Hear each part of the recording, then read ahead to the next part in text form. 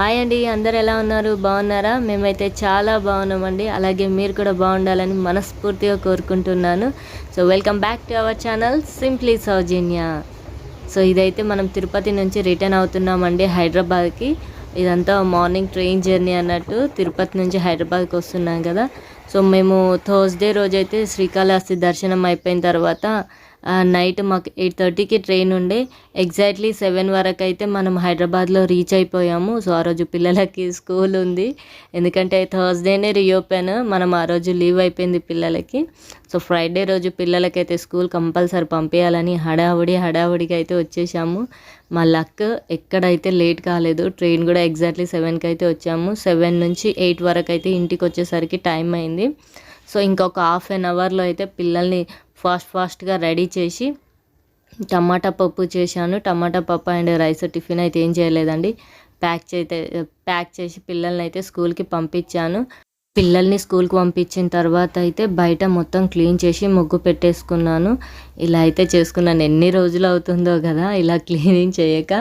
So ఇంటికి రాగానే first అయితే ఈ క్లీనింగ్ అంతా పెట్టేసుకున్నాను. చూడండి ఎంత బాగుందో ముగ్గు. అలాగే మనం తిరుపతి నుంచి తీసుకొచ్చాం ఐటమ్స్ కూడా ఎక్కువ రోజులు ఉంచొద్దండి, ఎందుకంటే ముట్టు గిట్ల ఏం అంటకు ముందే ఆ ప్రసాదాన్ని అయితే పంచేసేయాలని చెప్పారు.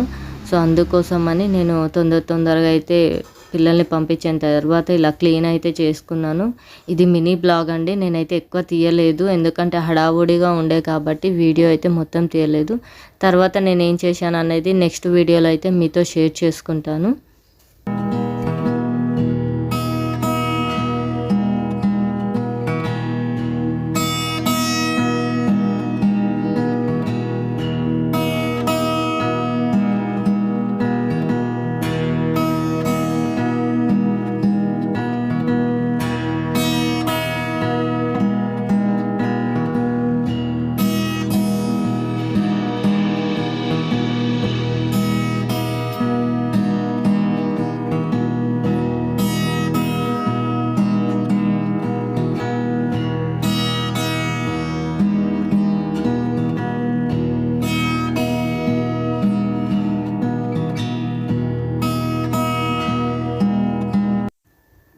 నాకు డెకరేట్ చేసుకోవడం అంటే చాలా ఇష్టం కదా.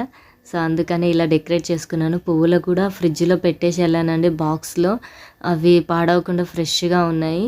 సో ఆ రోజైతే అన్ని దేవుళ్ళని అయితే క్లీన్ చేయలేనండి. అక్కడ నుంచి అంటే తిరుపతి నుంచి మనం వెంకటేశ్వర స్వామి ఫోటో తీసుకొచ్చాను, అక్కడ కనబడుతుంది కదా. సో ఆ ఫోటో అలాగే ఒక శంకు తీసుకున్నాను. అవి 2 క్లీన్ చేసుకొని అయితే అట్లా ఆర్గనైజ్ చేసేసుకున్నాను.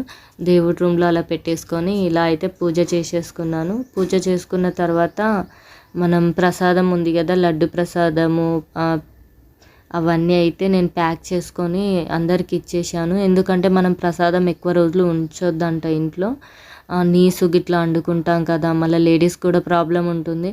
సో అలాంటి ఏవి తగలొద్దని చెప్పి తొందరనైతే పూజ చేసేసుకొని ప్రసాదం అయితే అందరికీ పంచేసానండి.